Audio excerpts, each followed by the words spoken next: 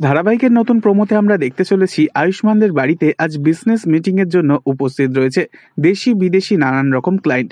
সেই ইভেন্টে সকলে দাঁড়িয়ে হাতে ড্রিঙ্কসের গ্লাস নিয়ে। হঠাৎই আয়ুষ্মান কুসুমের দিকে তাকায়, সকলের সামনে বলে ওঠে, please welcome the new brand ambassador for our beauty product, Kusum Sarkar. এরপর কুসুম এগিয়ে আসে। আয়ুষ্মান সকল ক্লায়েন্টদের সামনে কুসুমের ইন্ট্রোডিউস করানোর পর তা দেখে মনে মনে ভীষণ চটে যায় আয়ুষ্মানের কাকিমণি আর দেবলীনা। কাকিমণি হাতে করে একটা শিশিতে ওষুধ নিয়ে দেবলীনাকে দেয় আর বলে, এটা আর ফেল করবে না দেবলীনা।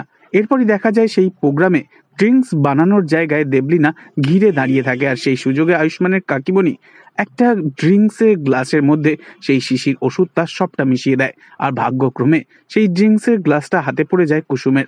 কুসুম ঢক ঢক করে সেই ড্রিঙ্কস খেতে থাকে, আর তারপরই বেশ শুরু হয়ে যায় রিয়াকশন। হঠাৎই কুসুমের মাথাটা টিপ টিপ করতে শুরু করে, ভুল বকতে শুরু করে কুসুম। পার্টিতে সকলের সামনে কুসুম আয়ুষ্মানের দিকে তাকায় আর বলে, আমার একটা সিক্রেট আছে, সেটা আপনাকেই বলবো, আর কাউকে বলবো না। এভাবে পাগলামো করতে থাকে কুসুম।